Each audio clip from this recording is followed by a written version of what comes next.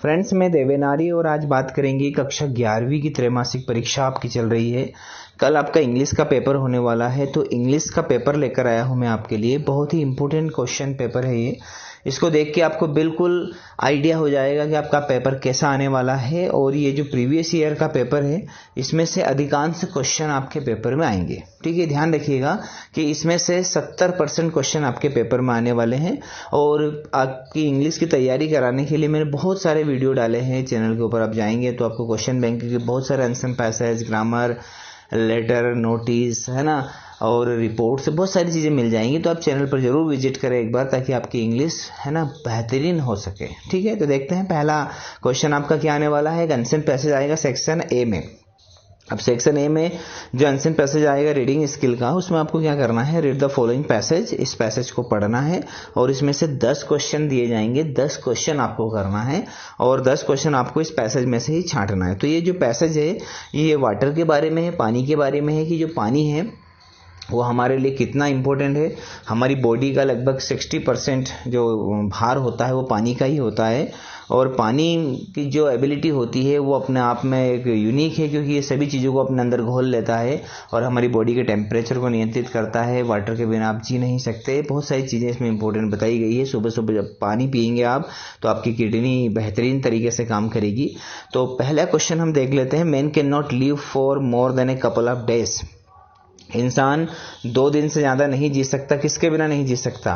Without water, पानी के बिना नहीं जी सकता।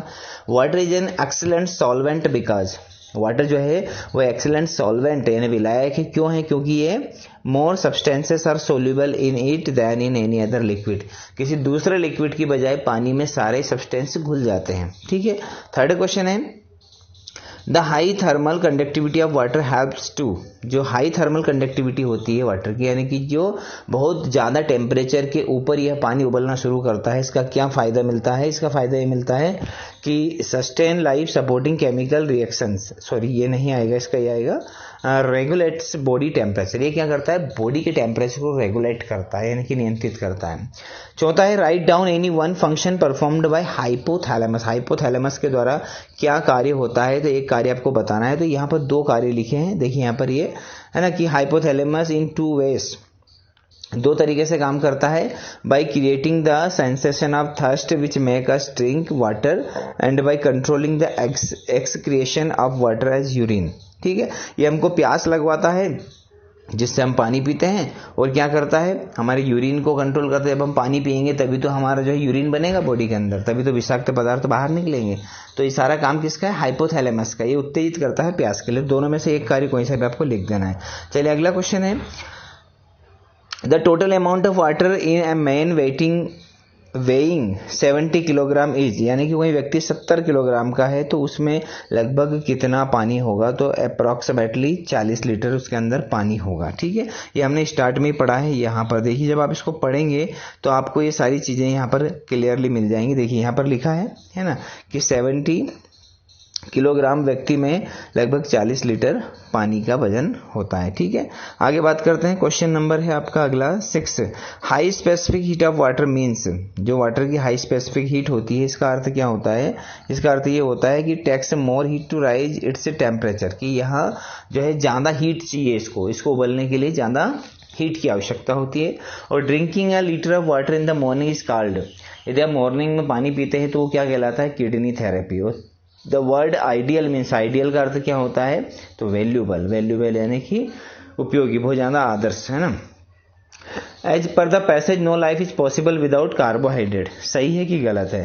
कार्बोहाइड्रेट के बिना जीवन संभव नहीं, तो ये तो गलत है। पानी के बिना संभव नहीं, तो ये फॉल्स कहेंगे इसको हम। Amount of water in human body constitutes percent of body weight, लगभग कितने परसेंट बॉडी वेट पानी जो है रखता है अपने अंदर? तो 60%, यानी कि आपकी बॉडी का 60% भार पानी का ही होता है। ये हमने पहले ही पैसेज में पढ़ लिया है। ठीक है, तो इस प्रकार से एक पैसेज आने वाला है, आपको उसके आंसर उसमें से, है ना, छांट के लिखना है, ढूंढ के लिखना है। आप 1 बार 2 बार 3 बार पढ़ेंगे तो आपको जो है, फिर उसके बाद क्वेश्चन पे जाइए। फिर क्वेश्चन कहाँ पर आपके पैसेज में मिलता है, आपको वो चीज़ देखनी है और आप आसानी से आंसर ढूंढ सकते हैं। चलिए सेकंड क्वेश्चन आपका कैसे आने वाला है, तो सेकंड क्वेश्चन देखिए, read the following passage and make notes on the basis of your compression of the passage also given a suitable title. आपको क्या करना है, पैसेज को पढ़ना है इसको और इसके नोट्स से बनाना है, साथ में एक सूटेबल टाइटल भी लिखना है। तो पहले आप टाइटल लिखेंगे, उसके बाद इसके नोट्स से बनाएंगे। तो अब टाइटल नोट्स से कैसे बनाते हैं, इसके लिए आपको एक वीडियो देखना है ना। आप चैनल पर जाएंगे तो वहां पर आसानी से आपको वीडियो उपलब्ध होगा, वहां पर देखकर आप आसानी से सीख सकते हैं, बना सकते हैं। चलिए सेक्शन बी की बात करें, जिसमें आपका क्वेश्चन 3 है कि इसमें आपको क्या करना है, आप रुचि या पल्लवी हैं, एक मेंबर है आप ओजस क्लब स्कूल के, एक्सेलेंस ग्वालियर स्कूल के। आपको एक नोटिस तैयार करना है सभी स्टूडेंट्स को और उनको बताना है कि है ना साइंस एग्जीबिशन जो है 20 फरवरी को आपके विद्यालय में होने वाली है। तो एक नोटिस तैयार करके सभी विद्यार्थियों को बताना है, ठीक है। इसके अथवा में आपको एक पोस्टर बनाना है, लोगों को अवेयर करना है ट्रैफिक रूल्स के बारे में, यानी कि आप लोगों को सचेत करेंगे, ठीक है। तो ये नोटिस और एडवर्टाइजमेंट एक दूसरे के अथवा में। क्वेश्चन 4 में आपको क्या करना है, यू आर मनीष या मानसी, आप AB रोड ग्वालियर में रहते हैं। एक लेटर लिखना है आपको न्यूज़पेपर को और उनको बताना है लाउड स्पीकर के बारे में, जो नॉनसेंस ही है, यानी कि जो लोग बेहूदगी कर रहे हैं, लाउड स्पीकर देर रात तक बजा रहे हैं, उसके बारे में आपको किसी लोकल न्यूज़पेपर में एक खबर छापना है। यू आर वर्षा वैभव, इसके अथवा में क्या आएगा कि you are Varsha Vaibhav residing at Ujjain, आप उज्जैन में रहते हैं। Write a letter to your younger brother, आपके छोटे भाई को आपको एक पत्र लिखना है यशवंत को। Sharing your experience of your visit to hill station, आप किसी हिल स्टेशन पर घूमने गए थे, वहां पर आपका जो अनुभव रहा उसको आपके छोटे भाई के साथ शेयर करना है, ठीक है। चलिए ये चौथा क्वेश्चन हो गया। 5वें क्वेश्चन में आपको कोविड-19 के ऊपर, ठीक है, एक जो है निबंध टाइप लिखना आर्टिकल और उसके अथवा में आपको क्या करना है, ट्री प्लांटेशन ड्राइव के ऊपर एक रिपोर्ट तैयार करनी है, ठीक है। तो इस प्रकार से आपको क्वेश्चन से याद करने हैं। तो कैसा क्वेश्चन रहेगा आपका, तीसरा, चौथा और 5वां क्या रहेंगे इसमें, नोटिस, एडवर्टीजमेंट, पोस्टर, लेटर्स और आर्टिकल यानी कि निबंध जिसको हम कह सकते हैं, पैराग्राफ, या फिर आपको कोई रिपोर्ट तैयार करनी आ सकती है, ठीक है। तो सेक्शन बी। अब सेक्शन सी जो ग्रामर से रहेगा और ग्रामर की तैयारी भी हमने हमारे चैनल के माध्यम से खूब करवाई है, आप वहां पर जाकर देख सकते हैं।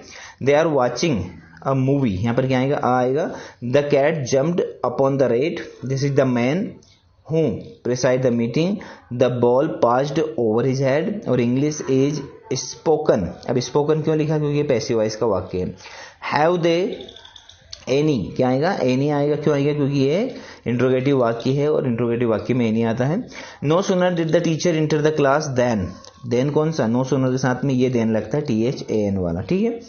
अब बात करें क्वेश्चन 7 की, डू एज डायरेक्टेड, कोई 5 करना है। ही टीच इंग्लिश, मैक नेगेटिव बनाना है, तो ये प्रेजेंट इंडिफिनिट का वाक्य है, तो इसका नेगेटिव क्या बनेगा, he does not teach English, क्या आएगा, he does not teach English. They are not playing football, इसको पैसिव बनाना है, तो football is not being played, हम बाय देम आपको नहीं लिखना है, ये प्रेजेंट कंटिन्यूअस का वाक्य है, इसलिए इसमें is being, am being, are being लगता है, तो यहाँ पर फुटबॉल के साथ क्या लग जाएगा, is being. If you do not work hard you can not पास, इसमें क्या करना है आपको, अनलेस लगाना है। जब भी हम अनलेस लगाते हैं, इफ प्लस डू नॉट दोनों चीजों को हटाना है, तो unless you work hard you can not pass. She can not afford it, she buys a car, तो she can not afford to buy a car, सिर्फ 2 लगाना है आपको। 5वां है do it before you forget, name the underline clause कौन सा है, तो भैया आप कभी भी जब भी मैं आपको बता दूं, एक शॉर्ट ट्रिक होती है कि यहाँ पर जैसे बिफोर है, विच है, इनके बाद में जब भी आप कोई नाउन देखते हैं या प्रोनाउन देखते हैं तो समझ लो कि वो नाउन क्लास है ना, समझना बस। आपको क्या देखना है, यहाँ पर बिफोर, आफ्टर, विच, वेयर, और उसके बाद में जस्ट कोई नाउन या प्रोनाउन हो तो समझ लो कि वो नाउन क्लास है, ठीक है। He did his work, make negative, तो he did not do his work. We will leave, we finish our work, combine the 2 sentence using as soon as, तो एज सुन एज जैसे ही we finish our work we will leave, जैसे ही हम अपना काम है ना फिनिश करते हैं तो हम यहाँ से चले जाएंगे, ठीक है। चलिए बात करें सेक्शन डी के बारे में। सेक्शन डी में क्या है, आपकी जो बुक है, एक तो हॉर्नबिल है ना, तो हॉर्नबिल जो है और एक स्नैपशॉट है, दोनों ही किताबों को आपको पढ़ना है। उनमें से कुछ एक्सट्रैक्ट आएंगे सेक्शन डी में, तो प्रोज वाले एक्सट्रैक्ट आएंगे, उसमें से कुछ क्वेश्चन पूछे जाएंगे, और फिर पोइट्री वाले एक्सट्रैक्ट आएंगे क्वेश्चन 9 में, उसमें से कुछ क्वेश्चन पूछे जाएंगे, वो आपको सॉल्व करना है ना। और स्नैपशॉट में से भी एक जो है पैराग्राफ आ सकता है, उसमें से क्वेश्चन आ सकते हैं, जैसे ये आया है क्वेश्चन नंबर 9 के बी में, वो आपको करना है। क्वेश्चन 10 से फिर आपको इंपॉर्टेंट क्वेश्चन, आप इनका स्क्रीनशॉट लेकर आसानी से इनको याद करना, क्योंकि इनमें से अधिकांश क्वेश्चन आपकी त्रैमासिक परीक्षा में आने वाले हैं, ठीक है। तो इनको बहुत ही अच्छे तरीके से आपको याद करना है, ठीक है। और इनको याद करने के बाद कल आराम से आपका बेहतरीन पेपर जाने वाला है। बेस्ट ऑफ लक सभी विद्यार्थियों को। Thank you very much.